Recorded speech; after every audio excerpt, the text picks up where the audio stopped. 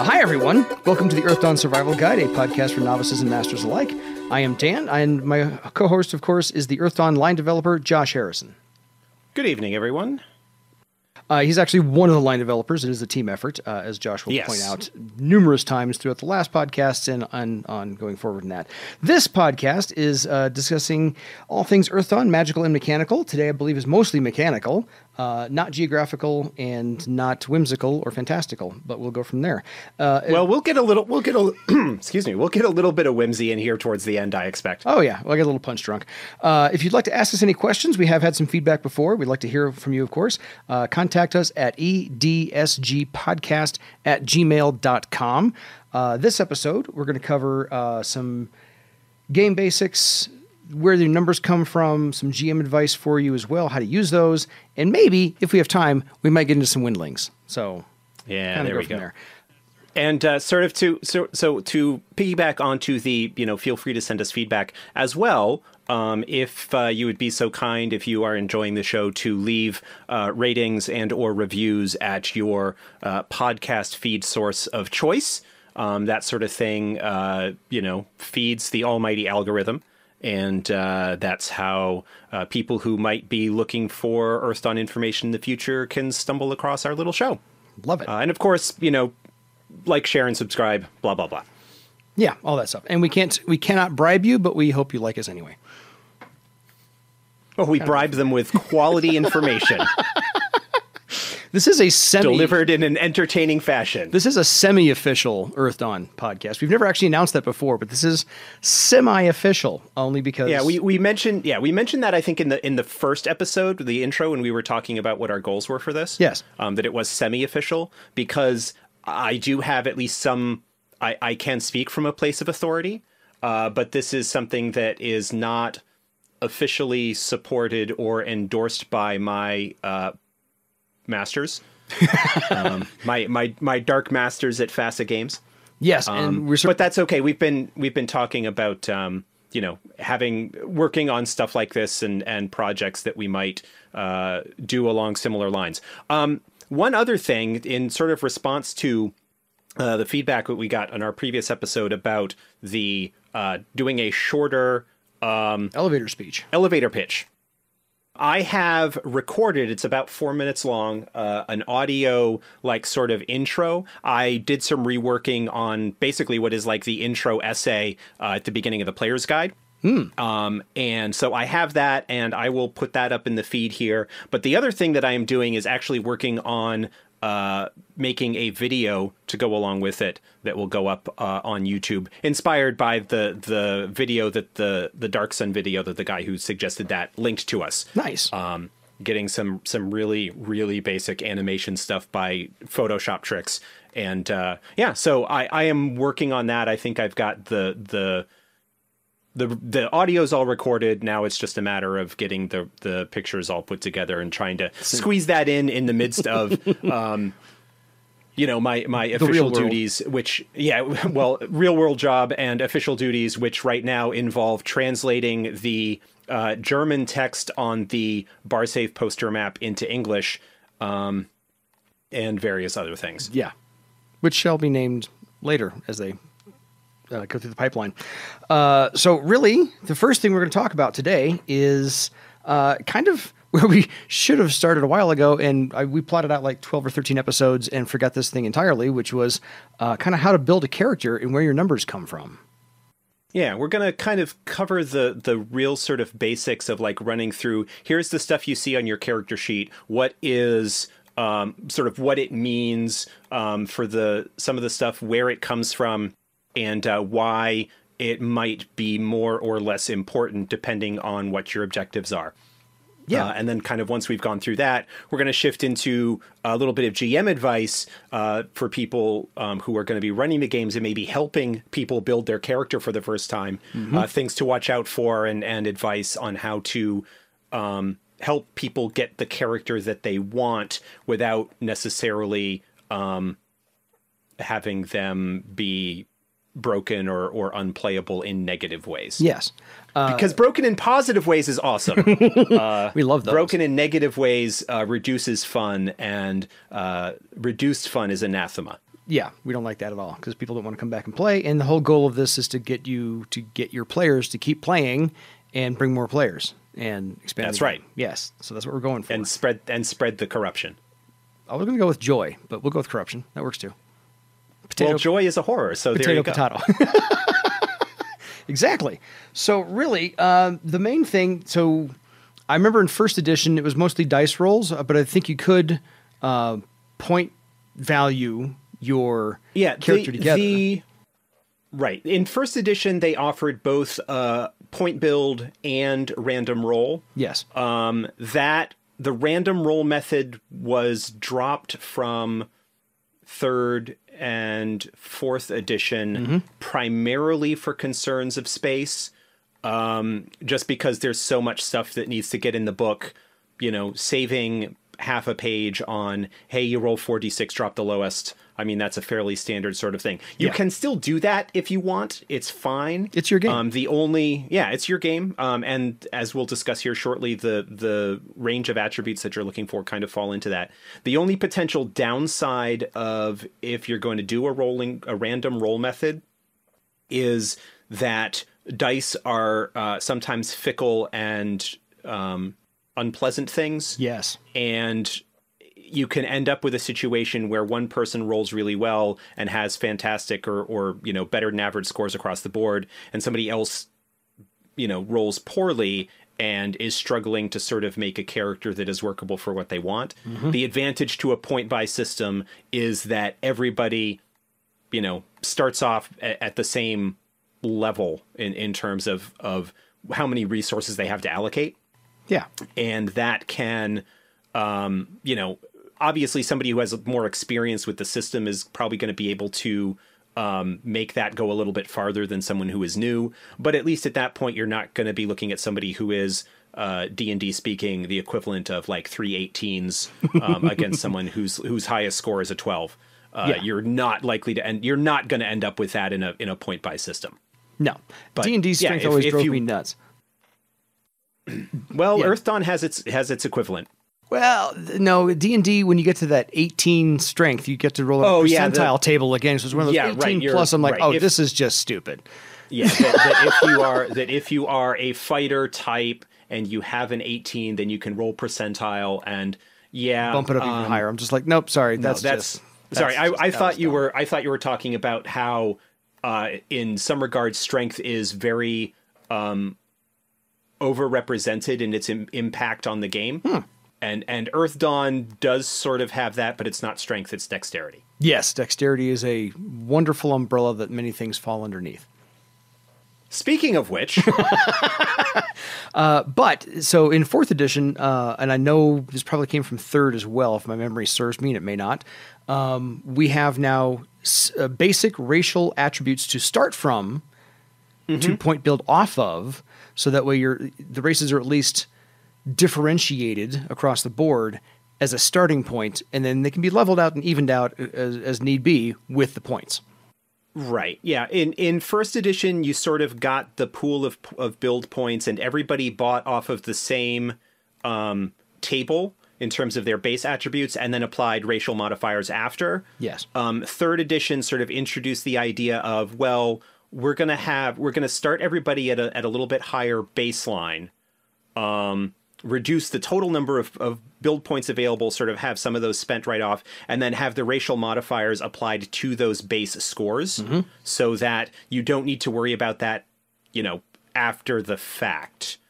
So it's, so that, for example, the human basically as the sort of baseline template starts with a 10 in every attribute, and then other races start higher or lower in those depending on whether they have modifiers or not. For example, elves under previous editions had a +1 modifier to certain stats, and so instead of 10s in 4th edition, they start at 11. So they get a slight edge in that regard. One other thing that I do want to mention before we get into the specifics of like what the different attributes are and what they're important for and stuff is that unlike in some games, and by some games, of course, I'm talking about D&D. in the game that shall not just D&D. Yeah. Attributes in Earthdawn are kind of important, but they are not the be all and end all. They, especially as you advance your character and you get into higher and higher circles, your character's talents and other abilities become a little bit more important than their attribute scores. So that is something that, like, you don't necessarily need to worry about, like, maxing out. I know people there are people whose build philosophy is to try and max out like the most important stats as high as they can. And that's certainly a valid approach. One of the things about the 4th edition build system, and this is largely taken from 3rd, is that because you don't have as many points and you start off with a little bit of a higher baseline, you basically can't really handicap your character seriously in any particular attribute in a way that would long-term be detrimental to your character's survival. I've toyed with maybe variations on the system where we setting the baseline a little bit lower and offering more points and stuff like that. And they all kind of ended up roughly in the same place. And that may be because of my philosophy, which I'm sure will come out as we discuss this stuff. But, it's the only drawback of the build system as it is right now, I think, is that you can't really give yourself, like, you can't make a stupid character. Well, you can. You have to try really hard. But that is to say, you can't make a character whose attributes indicate that they are stupid. Like, you don't have, you're typically not going to end up with, like, the intelligence 5 character kind of thing. Yeah. But we'll talk about that. No, fair enough. There's only so much minning and maxing you can possibly do, because there's only 6 numbers to play with. It's not like you've got to fill in 10 or 15. You've only got 6 numbers that kind of have to be balanced out. And whatever you don't use points on, you just throw into karma at the end. But yeah, I have yet to myself make a character that actually takes advantage of that. Because of the way the build point system is, I can usually find a place to drop that odd point at the end to bring something up a little bit. Oh, I agree. I've never had one where I've dropped the extra points into karma, because I've done this long enough, and so have you, that I don't really want to have a really low attribute anywhere as much as possible, because all of them are valuable in some way eventually. Right, which we will cover here. Yeah. If we ever get around to it. Yeah, we'll get around to it. Not necessarily at first circle, but second and third, man, everything balances out. You kind of all need them there.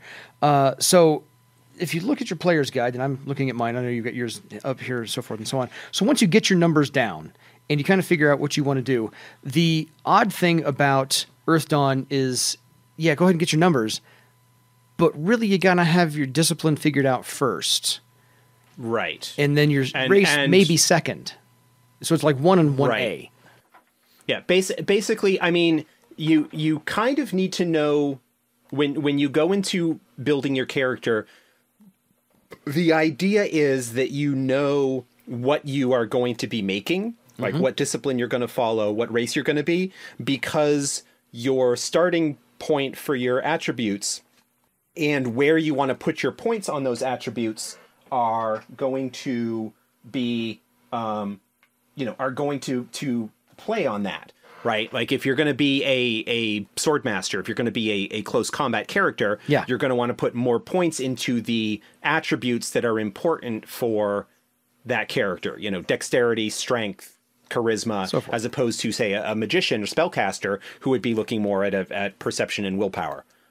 So you do kind of need to make those decisions ahead of time, and it's possible maybe to tweak it as you're going along, but the like all editions of Earthdawn have basically assumed that you decide what you are going to play as the first step in building your character, so that you know what you're doing with all those points. It's not so much okay, I'm going to roll my 6 ability scores and see what I got, what high results I got, see if I qualified for any of the more unusual classes. And, I got a high wisdom. Well, I guess I'll play the cleric.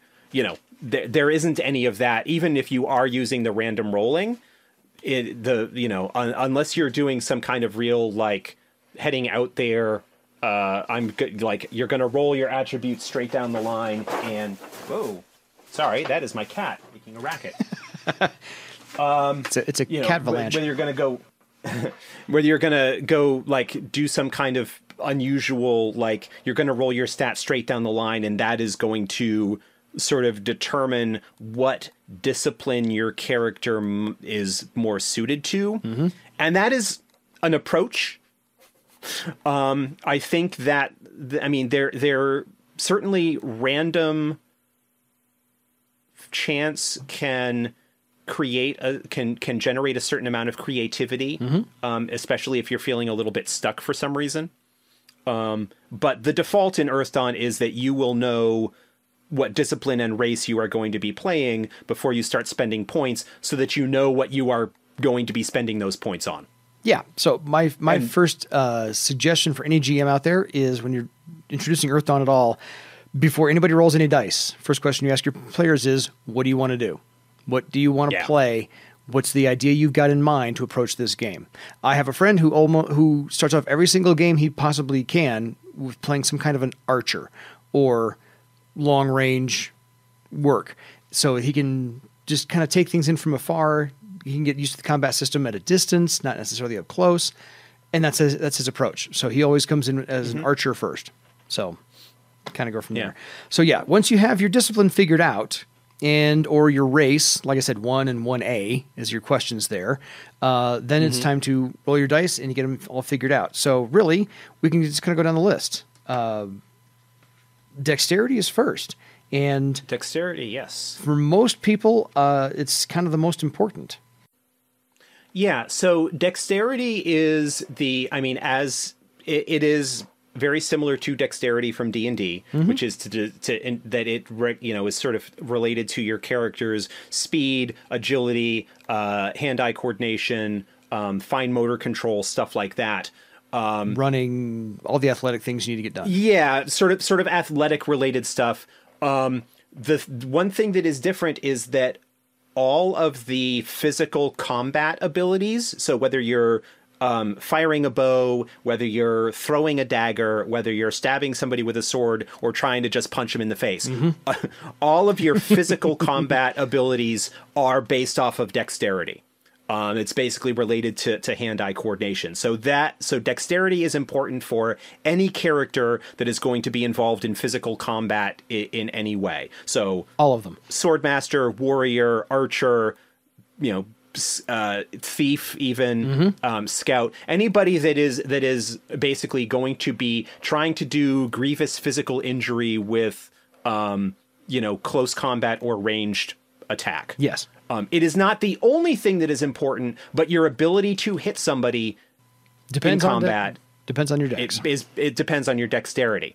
And on the flip side of that, it is important for kind of almost everybody, because dexterity also determines, and we're kind of like talking about the derived stats here a little bit as part of this. It also determines how easy you are to be hit by physical attacks. So the higher your dexterity, the more likely you are to be able to dodge or avoid an attack that's coming your way. So even if your character is not one that is, if you're planning on playing a spellcaster, dexterity can still be kind of important, because there are times when you are, through one way or another, going to be up close and personal with the bad guys. And having a higher dexterity to make yourself a little bit more difficult to hit with that sword is certainly a consideration. Obviously, there are things that will be more important overall, but shorting dexterity is, generally speaking, a bad idea for just about anybody. Yeah, that's a fool's errand. I did have one instance where I had a spellcaster who was casting spells, and a thief snuck up on him from behind, and he did not have a very high dexterity, so his physical defense was low. And the thief did his backstabbing type thing, and it worked. So you never know what situation you're going to be in. High dex benefits everybody across the board. So second, as we mentioned before, is strength, which of course is really helpful to just not the D&D bend bars lift gates, which I always hated. It is again fairly equivalent to the D&D, where D&D had strength sort of be the primary trait involved with physical combat or with close combat, melee combat. Yes. Where your attack and damage rolls in close combat were based off of your strength. And so consequently having a high strength was important. Strength in Earthdawn basically determines how much damage you do when you hit somebody with your sword or bow or fist. Yeah. It also determines how much weight you can carry without being encumbered, if you are the sorts of people who keep track closely of that sort of thing. I must admit, I've never been a huge fan of tracking every last copper of encumbrance, but it is something that you'll want to keep in mind. If your character does have a lower strength, you'll need to pay attention to what you might have as the armor you're wearing, because you might be limited in what you can protect yourself with if you've only got so much ability to bear a heavy load. Especially, and this may come into play later, with windlings. Because windlings don't necessarily have the highest strength because they're also airborne and they can't necessarily carry all that. So I've never paid attention to encumbrance as far as trolls or orcs or obsidian, barely humans. Dwarves maybe, but hardly ever. So really, if your character is below 4 feet tall, that's when I'm beginning to worry about it. The other time to worry about it again is if you've got somebody who is playing more of a support type, whether that's a spellcaster or a troubadour or somebody like that who is going to be putting their points elsewhere. They might be somewhat limited in what armor and weapons and how much gear they can be lugging around themselves. Yeah. Something to sort of keep an eye on. Yeah. The other thing, the other thing that we didn't mention with dexterity is that it also determines how quickly you act in combat. Your initiative is based off of your dexterity. One of the derived stats, and that is penalized by how heavy your armor is. So if you have a character that has a high dexterity but is wearing plate armor, they are actually going to end up penalized and acting more slowly in each combat round on average, because they will they'll have that initiative penalty. So fair. Strength is strength is probably one of the, if you are not playing a character who is intended to do close combat or physical combat damage, you can probably leave your strength more or less as is, or bump it up a point or two maybe. Again, it depends on what you're looking at in terms of armor, largely, that you might be wearing.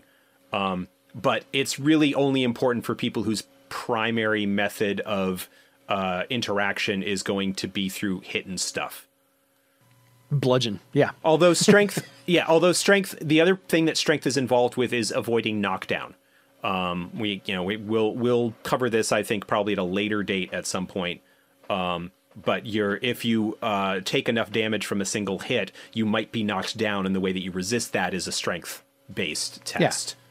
So that is somewhat important. But again, if you're not generally going to be in close combat mixing it up with the bad guys, you're probably okay. You would be better off putting points into dex to make yourself harder to hit than it would be boosting your strength. Yes. So I always number between those two, I always go dexterity first and strength second. Yeah. Because I'd like to hit them. I can keep hitting them, maybe do minimal damage, versus miss one hit and do, massive.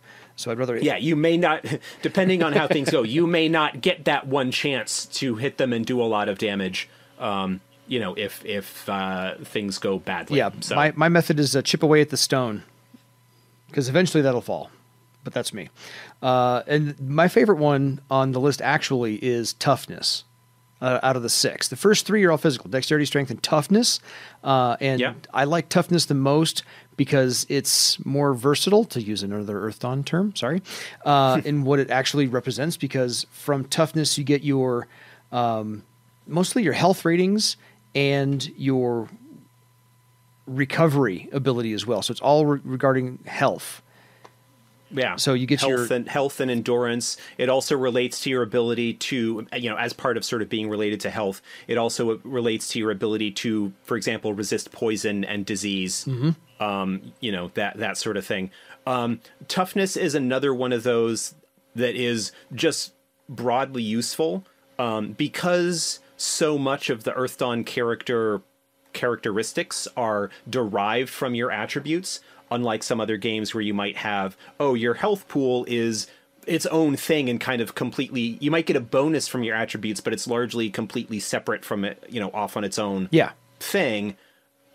Everybody's health pool, everybody's ability to not die when they get hit is based off of toughness. And so that's another one where, it's almost always worthwhile to, if you've got a point or two at the end, every point that you put into toughness makes it a little bit harder, allows you to stand up a little bit longer. Now, for player characters, it's not as super crucial long term, except when it comes to healing damage, because you get all player characters get an ability called durability, which basically is the Earthdawn equivalent of the hit point inflation from more traditional fantasy games. Yes. And so, as your character gains experience, you will get more and more health ratings that allow you to take damage longer. And that's where you'll sort of see the difference. Like, spellcasters don't get as much as close combat types, because they're supposed to be up in the front line mixing it up, and so consequently need a larger health pool to be able to do that effectively. Yeah, so that's based upon your discipline, not your race or not your toughness. But the one thing I love about Earthdawn versus most other games is it has one threshold that I haven't seen pretty much anywhere else based upon toughness, which is your unconsciousness rating versus your death rating. And you hit unconsciousness first because if you've seen it in the movies, somebody passes out, but they're still alive, and then they get rescued by, evac choppers or whatnot. But this is the fantasy version of that. I've not seen it in many other games, if ever, where your toughness dictates you have an unconsciousness rating certainly below your death rating, and there's always a gap there. Yeah. Games that have a more traditional hit point style mechanic, like D&D, quite frequently will have, 5th edition D&D, for example, introduced death saves, where when you hit 0 hit points, you are unconscious and you're not dead yet, and there is a chance whether you will stabilize or die. And so there's the old style -10 hit points from 2nd edition where you weren't actually dead until you were is a common house rule. Yes. Where 0, you weren't dead. You weren't actually dead until -10. So there have been a lot of house rules and things there that kind of have that buffer space between unconsciousness and death, just not necessarily as explicit and baked into the mechanics right off the way that you have in Earthdawn. Yeah. So that's why I like toughness, is it builds all of that in there. And then my second favorite part is the wound threshold. How many points do you have to take in a single hit to actually take a wound that affects your other performance? And I don't remember wounds being in a lot of other games as well either, because yes, something should affect the way you're doing as far as you keep getting battered like by Muhammad Ali in the corner there.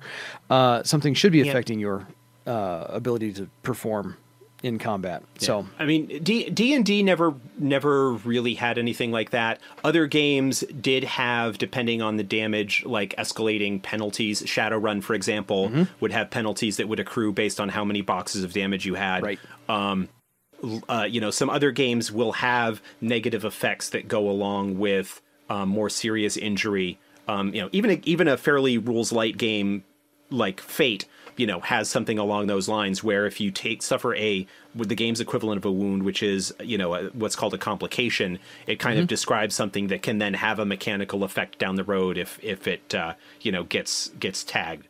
And I'm not sure I used the right term there. So Fate fans, I like the game, but I'm not up on the terminology. No, we're talking Earthdawn. That's yeah. Right, we're talking Earthdawn here. So there is that, but it does also create a little bit of a delineation between the largely just kind of exertion and minor bumps and scrapes, as opposed to the more serious, legitimate, potentially life-threatening injuries. Yeah, that's a good way to put that. I'm done with that. So yeah, toughness gets you your death rating, unconsciousness rating, your wound threshold, your recovery tests per day, and your recovery dice. So right there, 5 major things all built off your toughness. So don't skip on your dex, and don't skip on your toughness. Don't skip on others. The recovery dice and the recovery tests, you basically, depending on your toughness score, you get a number of recovery tests per day, and for each of those you get to roll your toughness die. So the higher your toughness value, the higher the step, the bigger the die you're rolling, the more you can potentially heal from that. It's kind of similar to, I think I mentioned this early, in an earlier episode, to the healing surges that appeared in one edition of D&D. The way that on a short rest, for example, in 5th edition, you can spend hit dice to heal damage as well. Mm-hmm. You have a number of hit dice equal to your level, and you can use those to heal damage during certain circumstances. There's a similar kind of theme there. The Earthdawn doesn't tend to give you more recovery tests. Mm-hmm. There do tend to be ways to boost the result that you get from those recovery tests that you have. Yeah. Then the other half, as we are getting into this one, the other half of these attributes you have are beginning with perception, which is a broader term than I thought it was going to be. This actually represents your intelligence. Plus is this is where I think the name of the attribute is intentional. Mm-hmm. Generally speaking, perception is viewed as the equivalent to intelligence from D&D. I don't think it's quite the same. In that, when I was saying that it's really hard to make a stupid character, I think that the way that you make a stupid character in Earthdawn is not necessarily by shorting their perception, but just by role-playing a character that is not so quick on the uptake. Oh, fair. That you can have that be that actual intelligence, which is something that even in the real world is really, really hard to define and quantify. Yeah. That basically what perception does, it does represent mental quickness. So it's sort of kind of a mental parallel to dexterity, ability to notice things. Its association with intelligence, because it is probably the most important stat for spellcasters, mm-hmm. Is well deserved, and so that kind of goes along with that. But yeah, so perception is the primary stat for people who are going to be slinging spells, and it is also the attribute from which a character's mystic defense is derived, and the mystic defense is basically equivalent to physical defense. Physical defense is how hard it is to hit you with physical attacks. Mystic defense is how hard it is to hit you with mystic attacks, usually spells, but almost any kind of spell-like ability will quite often target a character's mystic defense. Especially horror powers, I believe. Horror powers, things like that. Anything that's sort of kind of a magical assault of some kind, whether it's a horror or some other kind of magical creature or whatever. Yeah. So, in my game, we also use roll your perception a lot just to see if you can notice something. Yeah. The perception attribute is basically the one that is rolled to notice stuff happening. Mm-hmm. And consequently, it is important, therefore, for not just magicians who will use it to cast spells, but also scouts who will be using it to scout. Yep. Thieves who will be using it to find traps and stuff like that. And those sorts of things. Troubadour, it's kind of important for if you're going with a more kind of scholarly, research-oriented approach. That's good. Perception is one that if you are not playing a sort of more mentally proficient character, you can probably get away with not doing much with it in terms of your build points. But understanding that, you know, if you short yourself and you end up as a result with a lower mystic defense, you are potentially going to be more seriously affected by any kind of magical attacks. Yeah. So again, the trend continues here of, you know, you don't want to really short yourself too seriously, because it is one of the, like physical defense and mystic defense are like the two key traits for your character that are derived from attributes and not modified quite so much by this, not modified as significantly by the stuff your character picks up as their adventuring career goes on.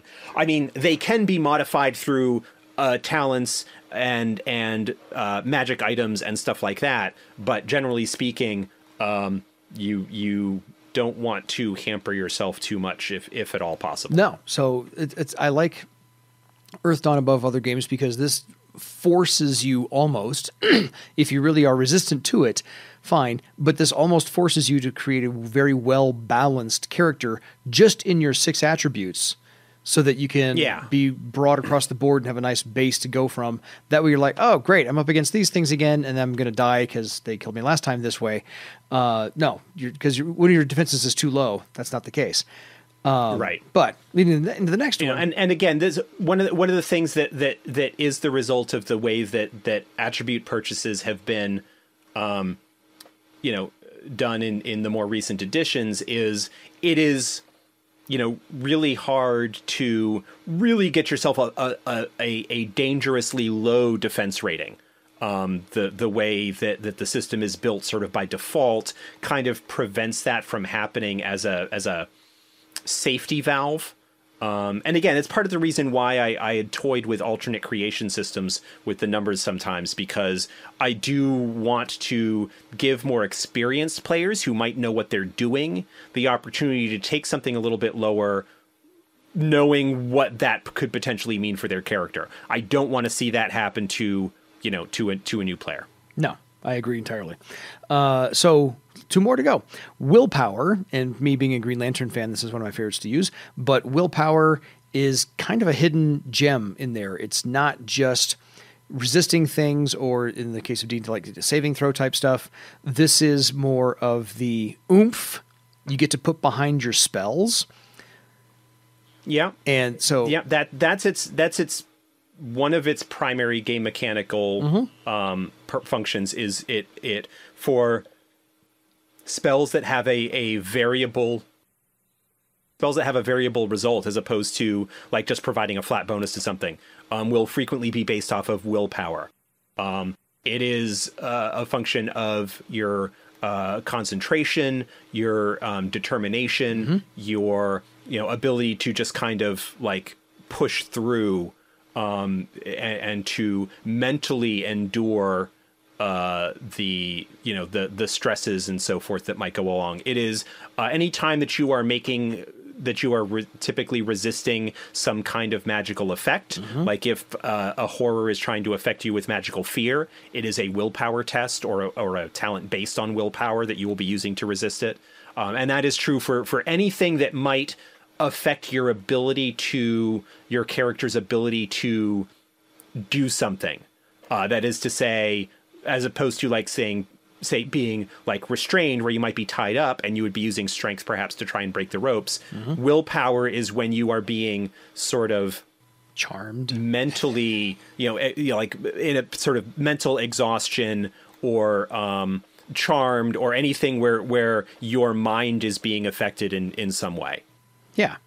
But that's largely in relation to spell and magical attacks, because there's a little bit of overlap in that regard with the last attribute. Yes. Which we'll get to in a sec. But one other thing I want to say about willpower is that willpower is probably similar to strength, and that is that if you don't have a character who has talents and stuff that are based on it, you're probably safe to not do much with it. It does determine your mystic armor, which is a little bit of damage reduction from any kind of purely mystical spell attacks that you might have. Yes. But those values tend to be on the lower side anyway. So, ending up with a lower than average score, or an average, ending up with an average score as far as sort of the human baseline is measured, is not going to be overly crippling. Yeah, and I don't think I've ever created a character that has more than 3 points naturally of mystic armor. So if you get one at all, great. From willpower. I don't recall right off the top of my head previous editions, but natural mystic armor that is derived from willpower basically caps out at 3 for player characters. Yeah, you need to get into attribute values of 20 and up to have a 4 natural mystic armor, which is not possible with a starting character under any of the builds that I'm aware of, and is possible if you max it out and then spend more points to raise it, but I have not ever really seen that before. No, I can't think of off the top of my head why you would want to. Because again, if you've got somebody where willpower is going to be important, perception is likely to also be important. Yes. And so you will end up putting points into, like, willpower supplements a whole lot of useful stuff. It is not a primary attribute on its own. No, like I said, it's a hidden gem. So if you find value in it, or you're building your character just right, then by all means, sink some points there. But really, as you said, it has some small overlap with charisma. And around my table, we've often said charisma is not a dump stat in Earthdawn. No, no, it is not. No, because it may not be super useful to a character who is not socially oriented, but there's a lot of stuff that kind of ties into it. It determines the third defense rating, which is social defense, which represents how easy it is for you to be deceived, lied to, fast talked, taken advantage of in a sort of a social situation, or if a merchant is trying to make more money off of you. If you've got a low charisma and you're trying to sell loot from a that you've recovered from a care. If you've got a low charisma, you are not likely to get as good a price on that stuff as you are if you have a higher charisma. Obviously, charisma is very important for troubadours, sword masters as well, because they are as much flash as they are finesse. But it's also useful for beastmasters, who will be using it to interact with their animal companions. Cavalrymen, because they likewise have an animal companion. Nethermancers and elementalists, it's kind of important because they will be using that to interact with spirits if your game is going to be dealing with spirits, which it should, because spirits are awesome. There you go. Weaponsmiths, because they are while not blatantly so, are a social, are a civic-minded discipline, based kind of around the community and the social position that they have there. And it's useful for any kind of character that you think is going to be a leader or face character of any type, even if that's not necessarily going to be their primary thing. Yeah, because I think a lot of talents like battle shout and the like that are involved in almost pre-combat, or to boost your allies as well, are based upon charisma. A lot of them are, yeah, because not only does it represent your ability to sort of resist your being deceived and fast-talked and persuaded, it also indicates your ability to do those things to others. And so someone who has a higher charisma is going to have an easier time socially manipulating their targets one way or the other. I mean, even if it doesn't seem obvious, a thief with a high charisma is basically a con man. Yes. Someone who is using their social wiles to take advantage of and steal from other people. Yeah, and so I mean, it is a score. It is an attribute that can be useful to just about anybody, and you almost certainly, largely just by default, are almost certainly going to have a character or two in your typical group that is going to have a higher charisma score. Yes. But basically, anything that doesn't target perception, anything that doesn't target mystic defense, but is kind of mentally, is going to target social defense. So again, not something you necessarily want to short unless you know what you're doing and are willing to play a character where that is going to be an issue. Yes. And I love Earthdawn for the simple fact that it was one of the first games I ever came across that had a social defense. So instead of just letting people occasionally just role play it back and forth and going, well, no, I'm just going to shut my eyes and cross my arms and go, no, I just said no, and there's all there is to it.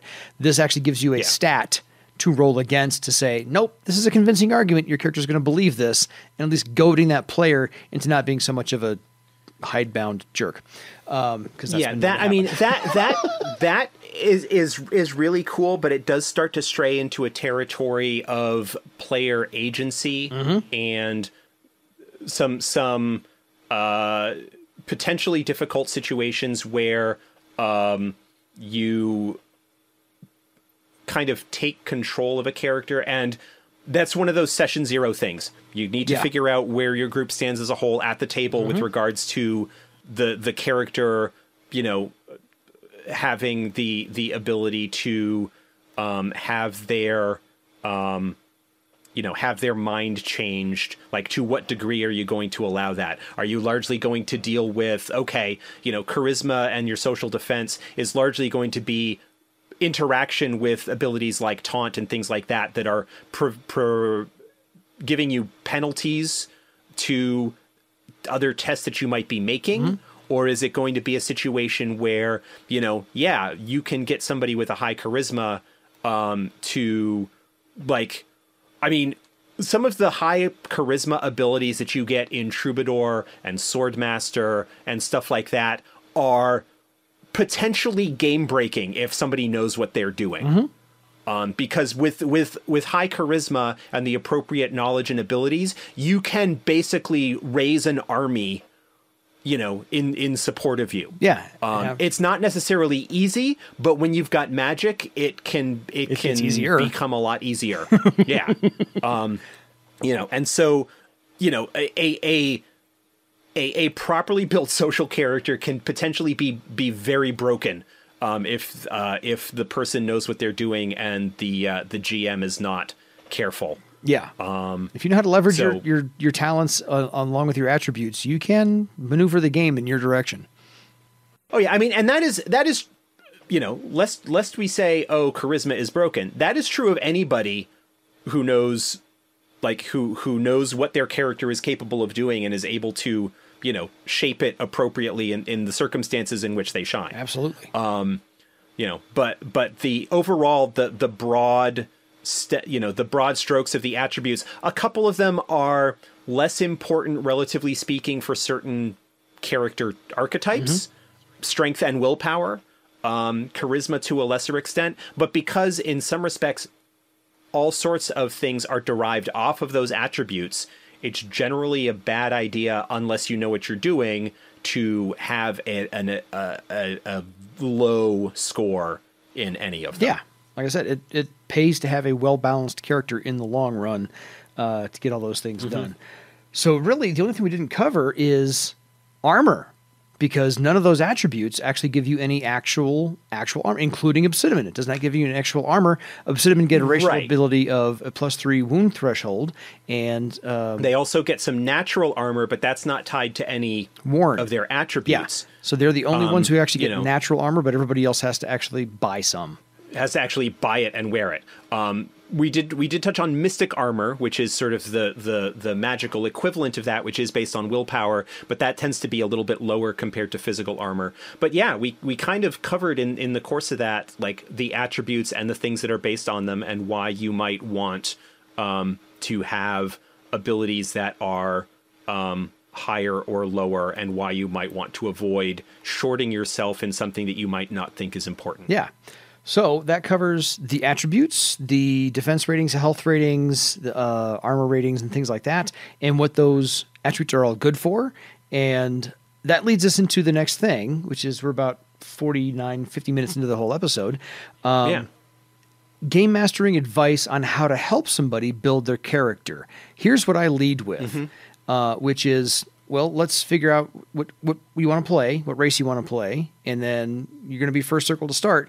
But I always tell everybody, think of a character you want to, after all these adventures are done, or after like you've hit second circle and then you hit fourth circle and then you hit sixth circle, what novel would you be writing about this character? Because I want you to go through these adventures and I want you to have these interactions. And I want you to be able to go into this tavern over here and down in this cave over here, maybe fly over the Death Sea and describe it. So I want you to create a character that you want a novel written about. Because in Earthdawn, I don't think it's wise. People have done this. Just throw me together a character and I'll play him until he dies. That's not what I'm here for. I'm here to help you become a legend. And that's the overall arc of this game, is to help you become a legend. And without people telling your stories, you're not going to be a legend. So what do you want to have written about your character? And since we've all read some fantasy novels, more than likely, yeah, your character should be the main. So your character that you make should be the main protagonist in this novel. So think of the character behind that. Think of their motivations. Think of their wants and desires and why they went out into the world of Barsave to go adventuring. So that's what I usually start with. How about you? Yeah, the character creation process as presented in the books, and this goes all the way back to first edition, while it does spend a good chunk of time on determining your attributes and your derived stats and buying your starting talents and stuff like that, does have as sort of the final step of the process, creating the character. That is determining, maybe some of the personality traits or the background, sort of playing maybe a little bit of 20 questions and things like that. Now, for new players to the game, new players who don't know the setting necessarily that well, it might be a little bit daunting to try and find answers to those questions right off. And it's okay to not necessarily have detailed answers. But maybe just kind of broadly speaking, being aware of, that kind of thing. And perhaps as a slight counterpoint to the character you are making is the protagonist of the novel that would be written about your character's adventures. Keep in mind that role-playing games are a collaborative exercise. Yes. And so really what you are doing is you are making perhaps one member of a group or a team that may not necessarily start off knowing each other well or working together well or anything like that. They could be like the band of strangers kind of thrown together on the whims of fate, but they're presumably going to be, working together. And so creating characters to a certain extent should also be, the numbers maybe not, but the characters that you are creating and the backgrounds and the stories that you are envisioning should perhaps be collaborative. And those discussions, again, part of a session zero, part of everybody kind of getting together and being on the same page, because you want to, I think it's a good idea to avoid a situation where one person comes into the game with expectations that do not line up with what everybody else wants. I agree. As an example taken from something I saw online here in the last day or two, somebody has a group where one of the players is notorious for making characters that will not fit with the rest of the group, and is approaching Earthdawn and is like, basically, he doesn't want to play an adept. He doesn't want to play a character that has magic. So, like, what do we do for that? And frankly, my answer on that is, tell him that he can't do that. Yeah. Because he should engage with the premise of the game, which is that everybody uses magic. Because quite frankly, while you could make a mundane character, there are so many drawbacks and problems that he is going to run into. Yes. As a result of the way the mechanics are built, that he is just ultimately not going to have a good time. I don't think. I mean, if he understands what's going on and is willing to accept those, fine. He may have a good time, but he's not going to last long. Yeah, and you're going to spend more time making characters than you are playing. That's just not fun either. Yeah, we mentioned the durability trait that all adepts get. A non-adept character is not going to get that. Nope. And so consequently is going to end up in situations where it is likely that they will basically be outclassed by what the rest of the group is capable of dealing with. Yes, eventually he's going to get.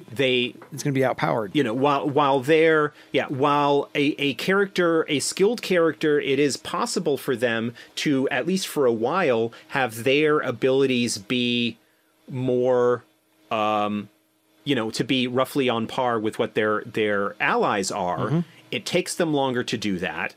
Because they have to train it the old-fashioned way. They don't have the magical ability to just meditate and improve their abilities. Mm-hmm. They're going to be. They don't have karma.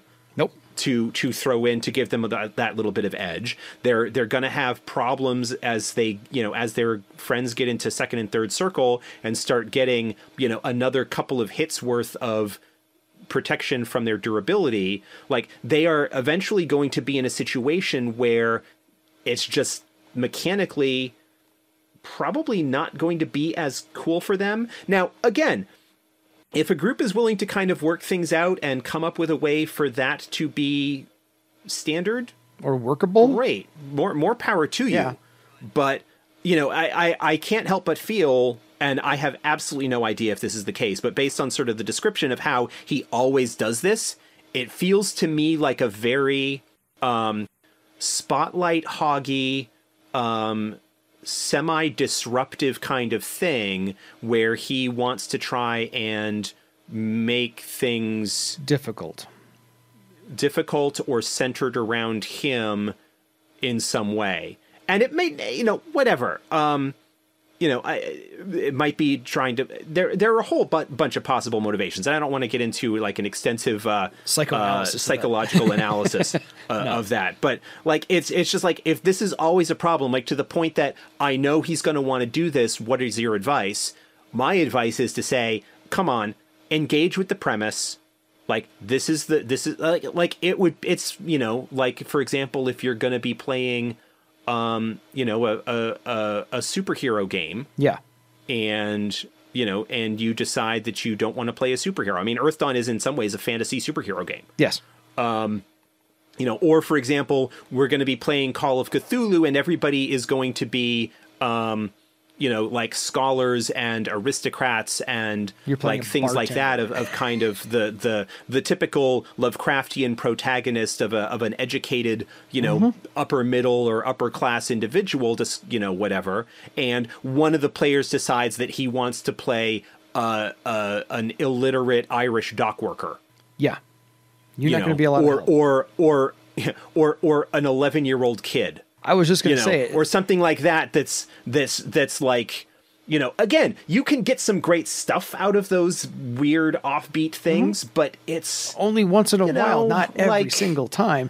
And I think this guy's trying to play Pop Warner football like versus the NFL. It's just not gonna, or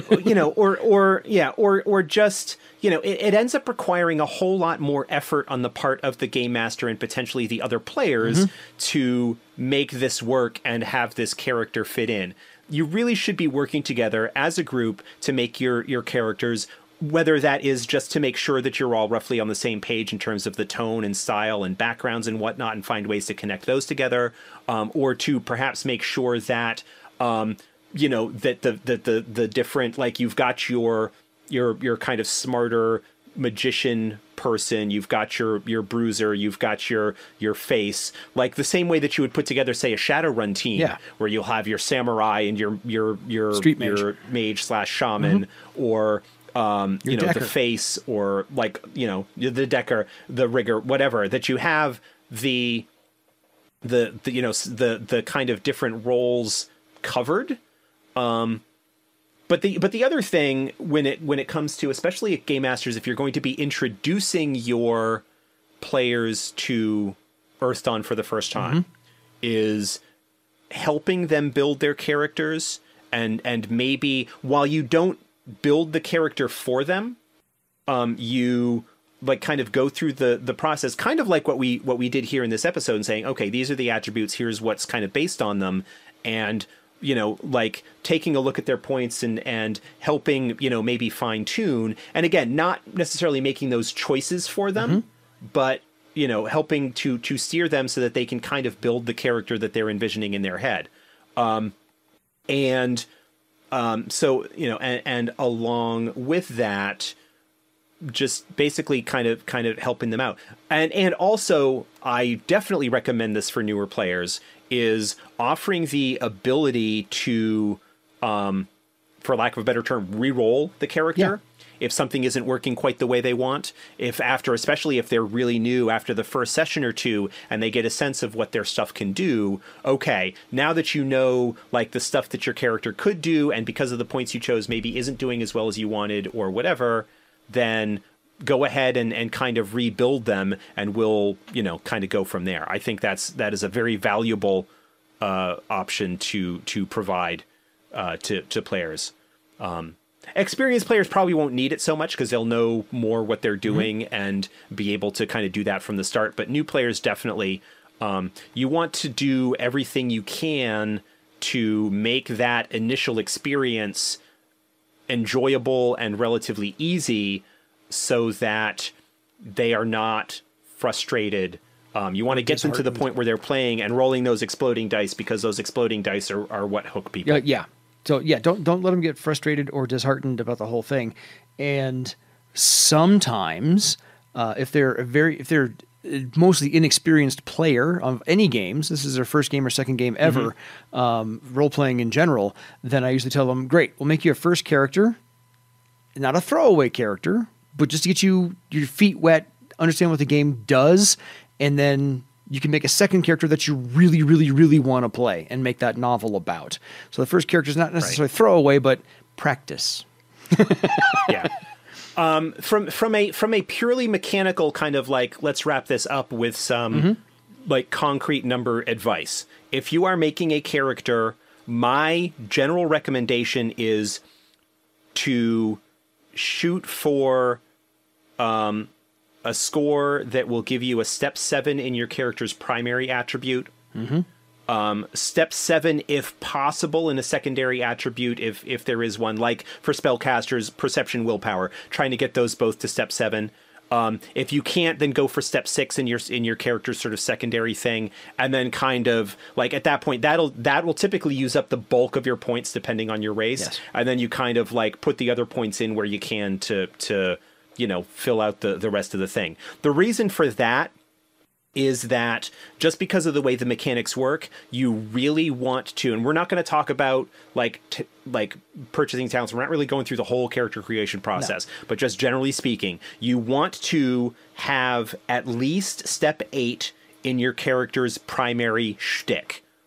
You want to be rolling those 2d6 because of the way the mechanics and the probability curves work, you really want to get into those multiple dice as early as possible. And if you can do it for at least the more important stuff that you can at character creation, then you will be a lot happier, broadly speaking, with your character's performance early on. Because they'll be more successful.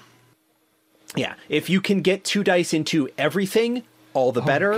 But generally, get into, if just because of the way that things are, you end up with a step 7 in a talent, so you're on a D12, it's not that hard to get it into the 2d6, but that's generally what you are shooting for, is getting into those multiple dice as soon as you can, because that's where the mechanics really start to do what they're supposed to. And the single dice are, they work, but they're swingy.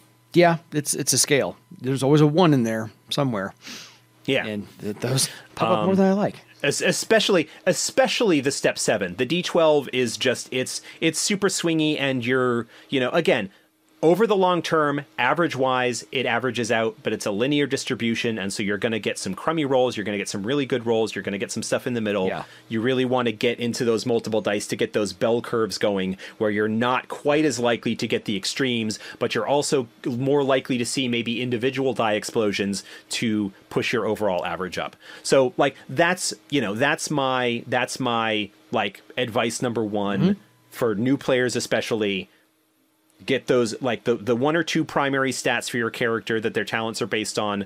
Step 7, if possible, as high into step 6 as you can otherwise, because you can bump them into step 7 later, and then purchase your talents so that you're getting into those multiple dice. And then, basically and then your extra points left over, put them into things where you're, like, again, Little bit more importance maybe on dexterity, perception, or charisma, depending on the type of character you've got. Toughness is always valuable, so don't forget to skimp on that. And so if you end up putting like about 2 or 3 points into everything else to give yourself a roughly average across the board, just for your first character, you can't go wrong with that, I don't think. No. More experienced players, hey, if you want to put more points and end up with what for player characters would be slightly below average starting in an attribute or two, or even like spending, like lowering it even further to get you extra points to get higher. Hey, if you know what you're doing, have fun and go to it. But I definitely do not recommend that for people new to the game. And the pre-gen characters that I make for conventions and whatnot are all built off of that sort of golden rule. Yeah, fair. So that gets us to about an hour and 5 minutes. I think we're kind of done for this one. I think that's a really good. Yeah, we'll maybe cover a couple. We'll talk about windlings later. We'll maybe get into other stuff. We'll start talking about like specific disciplines, getting into the things that are important for them, and looking at kind of potential build paths and like the talents and abilities that become available to them, at least over the early stages of their career.